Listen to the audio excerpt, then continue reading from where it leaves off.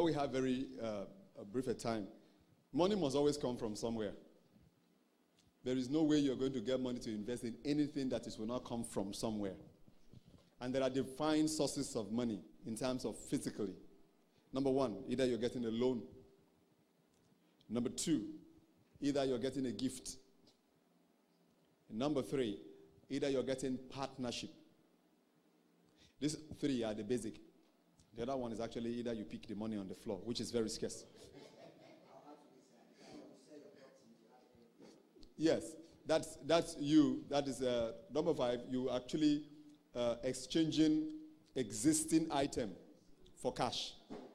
That is, you look at the items, you don't need them. Some persons will sell their cars, right?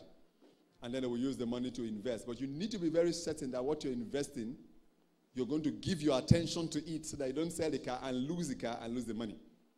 Like you sell the car and you start eating half of the money before you even get to start the business. You have bought shoe and clothes and trouser, or you are going to give the money to somebody that is not really reliable with integrity or honesty, and the person takes the money and that's it. You know, you must be very careful in that case. You lose both ways. But in any of the way you get money, just don't deal with people that eventually would, don't do that. But these are the means that money would certainly come. Number one, loan, microfinance, right? The example he gave in their group, which is the group contributing money to give to the individual and then the individual pay back, right? So if you belong to an organization, the organizations themselves can also come up with a decision and say, why don't we bring 5,000 naira and contribute, yes, and give to this person to start something, right? So when the person starts, the person can pay back that money, and then somebody else can also be empowered, you know, with the money as it comes. In fact, the person who even gets this money can even do more, right? Can even do more with the excitement that his business is now succeeding. Can even do more. These are some of the ways in which you could get money if you're not going to the bank, right? If you're not going to the bank. The other one of gift, right, which somebody gives to you. But that means that you must have some kind of a business plan, business ideas, share what you have with the person, and the person has the capacity to release money to you. That one is the most recommended because you are not owing anybody and the person is just asking you to pay back. But the only thing you owe that person that gives you that money is feedback, that this is what I have done so far. This is where we are, and this is what we have been able to do. The person should get that. That can encourage the person. The person might be prompted to even give you more, seeing how faithfully you have managed what was given. But if you just blank out, money has entered your hand, till the next time you have another problem, you start calling. The person might not even pick your call. Do you understand? So somebody might favor you that much to give you, right, gift. Then the aspect of selling what you have is also there. Like I said, look around. The things in which you know you're not basically using that much, you could exchange them for cash and use that to invest. But money must always come from somewhere, except you want to print yours. Any kind of capital you must get must always come from what? From somewhere. Contributions, donations, gift, loan, and the rest. Just look at your business structure and ask yourself, what's the possible way I can get money for this business based on any of this? Is there a friend I can talk to? If there is, you talk to the person and the person can give you money. Okay, take this and go and start. Or go and do something. It's very scarce these days anyway. Very, very scarce. But that's why you need to pray very hard. The heart of the king is in the hand of the Lord. Amen. He can touch somebody and you might be very surprised. Somebody just call you, come, I have a gift for you. Drop an envelope and move. You'll be so surprised and shocked. Do you understand what I mean? It can happen.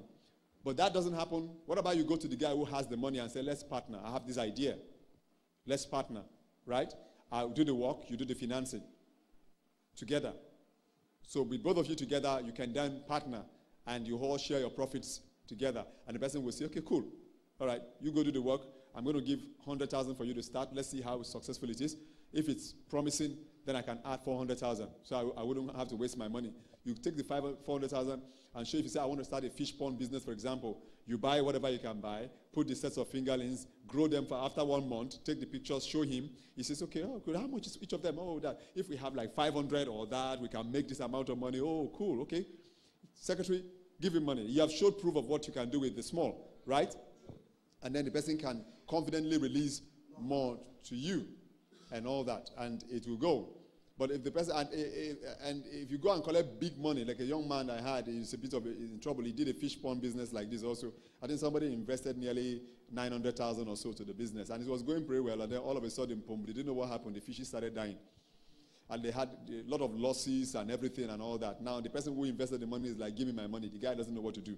The fishes are gone. Everything is just. If I can't just explain why all of a sudden fishes that were alive inside pond, you know. Whether somebody sprinkled something inside, so we won't even know. Or whether anything and the rest.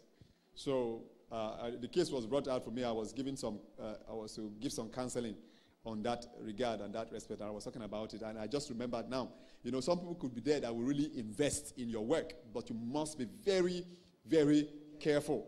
If not, you end up spending the rest of your life paying back money when you have not even made any profit just yet.